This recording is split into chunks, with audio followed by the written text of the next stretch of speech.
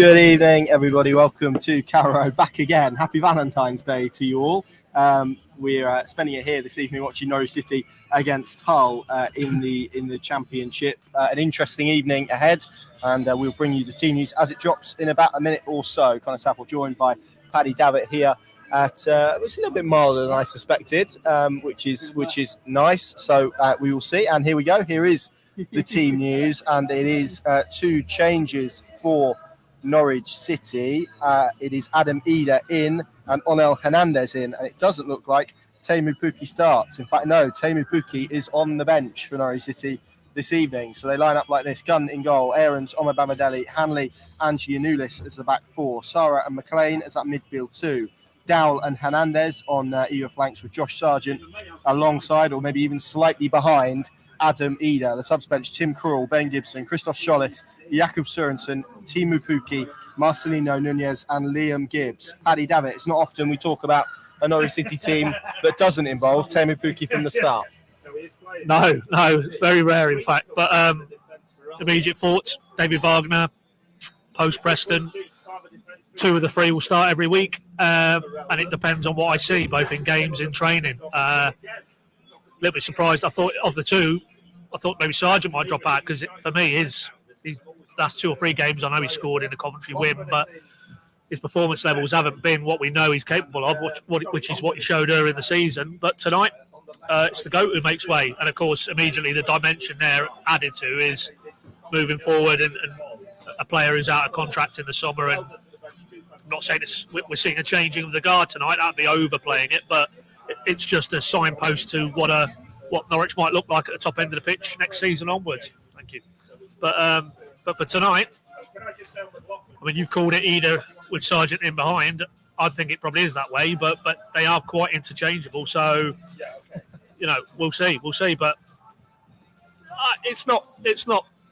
I know. You can look at his goal contributions, is the phrase I've seen bandied about, and he's leading the way, isn't he? Ultimately, Pukki this season for Norwich, despite not being as prolific as he has been at this level in the 2 previous seasons. But it's not. There's no shock to me. It's not previous Teemu Pukki emissions. I remember was it the Premier League era when Josip Drmic came in, and that was kind of what on earth is going on here, kind of thing, because he had been untouchable and undroppable. But he's not the Teemu Pukki of that vintage. But still, I'm trying to think now, his performance on Saturday, I thought he did a lot of good work outside of the box and in the channels, but, as a goal threat, I don't think there was too many. There was one cross shot that Giannoulis, crossed it towards the end of the game and just on the corner of the 6-yard box. That's the only chance I think he had that day. And, of course, tell a lie, of course, he had the only shot recorded on target, that one in the first half, which he went with his trademark out to win and tried to bend it inside the post, and the keeper made a good save. But I thought on the whole he didn't offer enough inside the box, and it wasn't alone in that. But clearly a team that mustered that one shot on target for 63, 64, 65% possession, something had to change. And unfortunately for Teemu, it's Teemu who makes way. So great opportunity for Adam Idah. He's fit again. He's spoken himself after signing that contract that his goal between now and the end of the season just to stay fit, play games. Wagner talking him up, but he's compared to some of the talents he's worked with previously at Dortmund and Hoffenheim, he's right up there. He's got everything. He's got things he needs to learn. But we feel like we're always saying that with Adam Idah, that everything's there for him to go on, and it hasn't quite happened yet. So let's see what tonight brings. But for me, I mean, I'll throw it on back to you, Connor. It doesn't feel like a huge shock as it might have done in times past in terms of Teemu Pukki. Yeah, possibly. I'm still slightly surprised, to be honest. You mentioned goal contribution. I think he's 17 in the Championship this season. I don't think there's a player who's got more than that, if I'm correct in saying. And it is always a little bit of an eyebrow raiser for me when Teemu Pukki isn't in Norwich City's lineup. But I think David Wagner did kind of tee this up, didn't he, when he spoke about Adam Idah recently and the need to change the strikers and this 2-week block of games. So whether it will be the case that perhaps Josh Sargent drops out on Saturday, and maybe that's the kind of rotation system we'll see. Obviously, time will tell. That is a big call, though, for David Wagner. To leave Teemu Pukki out of any side in the Championship is a big decision, particularly if Norwich lack the creativity and maybe attacking thrust that they did on Saturday. So we'll see how that transpires. But you're right, absolutely massive chance for Adam Idah. I think it's only his 11th Norwich City start in his senior career, which is pretty incredible.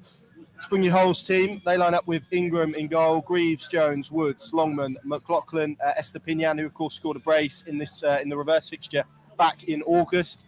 Seri, Slater, Tetty and Christie. Their subs bench, Darlow, Coyle, Elder, Tufan, Doherty, Ebaway and Pelkus as well. That's how Hull City line up this evening. I guess the other change, Pad, Marcelino Nunez for Onel Hernandez, I'm probably less surprised about, because that experiment in terms of him on the left when he came on against Burnley looked really bright, kind of altered the dynamic of that game. Probably really struggled to have an impact from the start on Saturday, though. Yeah, but for me, if you put those two games side by side, I thought he operated a lot more centrally against Burnley, and that is his game. That's where, funny enough, Hull being a pertinent example, he bent in that wonderful free kick in the reverse fixture, and he was excellent that day, as he was in that first month or so, but operating in a more central position. He looked a bit fish out of water to me on Saturday. I mean, it didn't really work with him and Yanulis. Clearly, you imagine the idea was play in the pockets in those half spaces and give Yanulis the opportunity to go outside him, but it didn't really work. And of course, 45 minutes was enough for Wagner, and he made the change. And a little bit harsh on Nunez, because he wasn't by any manner of means the worst midfielder in that 35. I thought it was, as a unit, they were very poor. Second best to Hull. Second best to Bristol City. But conversely, I think we said it on the pod Sunday morning when we recorded it, that again, talking about Onel in that 45 minutes, so many promising situations where he was able to get one-on-one with his fullback and attack the 18-yard box, but the end product wasn't there, and it feels like that's an eternal loop with him, that there's promise, not enough end product for me. And as much as we're talking there in the previous segment about Teemu Pukki and his contractual situation and what the summer might bring, it's the same for Onel, and maybe even more marked. Dowell as well. Well, yeah, exactly. But with Onel, he's made it quite clear. You spoke to him after the recent game. Yeah, and he said, look, if the paper was put in front of me now, he'd sign it. He absolutely loves it here. We all know how much this club means to him, and the ties he's got. But I don't get Wagner being a man who's given to too much sentiment. He will need to produce between now and the end of the season, irrespective of where the league position takes this team, this squad. He'll have to show, for me, a little bit more than he is doing in terms of end product if he's going to be part of it and get a new deal in the summer. But, Zolis is on the bench tonight. He has to step up, because with Zolis, Marquinhos, unfortunately, is a question mark. And we'll get another update, hopefully, from David after the game on him. But, Rowe isn't that far away, maybe another month. Guaita, potentially another month. There is beginnings of some competition for Onel in that wide area. So he has to grasp his opportunity. But I'm not, like you, I'm not surprised that it's Nunez out and Hernandez in today. There was a little bit of a debate. Maybe Gibbs comes into that midfield mix, but I thought... Seems pretty set on those two in there, doesn't he? He does, yeah. And he also... When I asked him about it yesterday, Wagner, he made it pretty clear he doesn't think defensively, physically, he's got that in his makeup at the moment to play in that area of the pitch. So he's not going to displace Asara or McLean. Which is interesting. Can you play him further forward? That's kind of at odds with what Dean Smith kind of saw, isn't it? So, yeah, exactly. Yeah. I mean, he was I think Dean called him the complete midfielder. Can play 6, 8, 10, whatever of a number you want to throw in there. But this man clearly, while valuing him as a talent and a prospect, when he's saying, but he might need to be patient, I think that there's an implicit message there that right here, right now, he doesn't think he can go in and do a job in this midfield from the start of games. But certainly Zara needs to step up, because I thought he was a mixed bag again at the weekend. Again, the potential, you see it in glimpses, the quality. I mean, he played an unbelievably top draw pass on the half volley big diagonal for Max Aarons in the first half at Saturday, Bristol City, and you thought, that's a very, very good technician in a yellow shirt. But then you see him 2 minutes later and he's getting overrun, physically not able to sort of be robust enough, and he needs both sides. If he's going to play in that area of the pitch in the Championship, we need to see that element of his game as well. So, he needs a big performance tonight, but then you could say that about a few of them, really. But, I guess, ultimately, if this group can come together, get a result here tonight, then it might make the debates around selection a little bit easier moving forward. But, they'll have to play considerably better than they did for me, for the most part, on Saturday. Bar maybe 20 minutes after half-time where they had a bit of control. without really offering that punch at the top end of the pitch. The other 60, 70 minutes, way off it, and Wagner was open and honest enough to admit not good enough, not enough intensity, energy, willingness to play forward quicker with bravery. There were all the words that he attached to that performance. Let's see that tonight. We need to see that tonight. These fans here tonight particularly need to see that.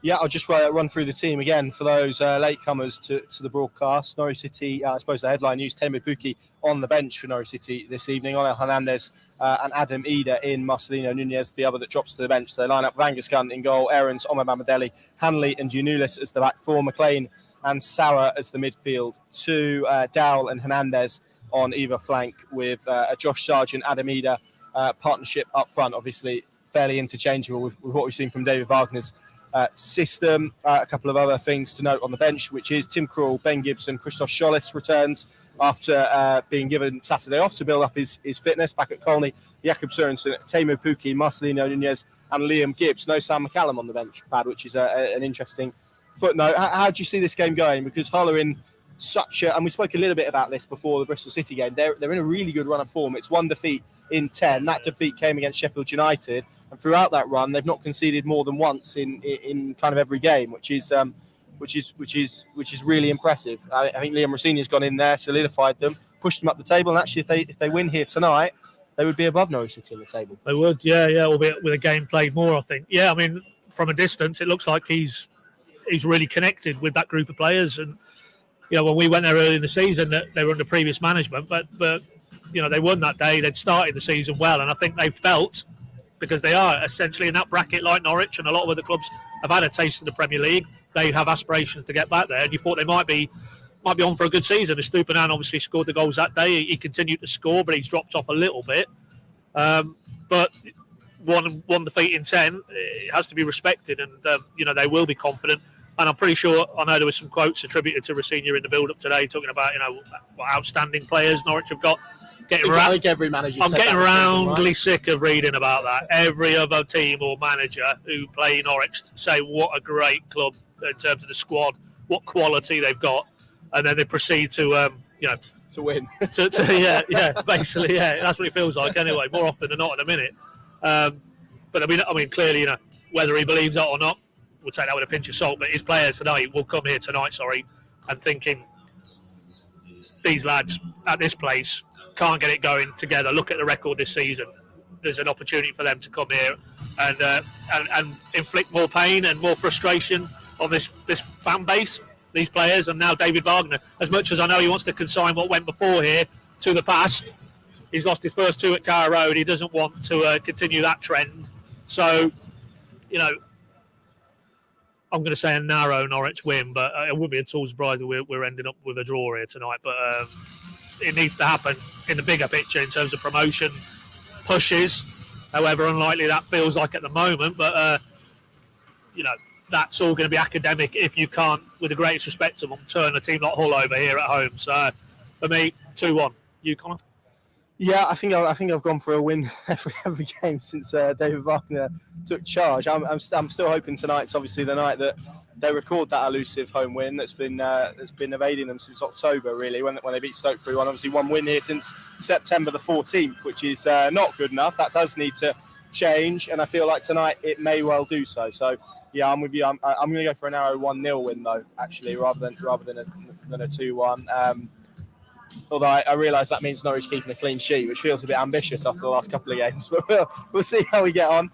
Thank you all very much for watching. Of course, you can follow the game live updates across the evening over at the Pinkin app. You can take a month's subscription or a month's free trial out of that to experience it, should you like. Plenty more in analysis and reaction coming throughout the evening, including David Wagner's quotes that Paddy will ask him questions later on, and all our usual analysis as well. Thank you very much for watching. Enjoy the rest of your evening, whether you're spent engaging in Valentine's Day traditions or you're at Carrow Road watching Norwich City on a cold February Tuesday night.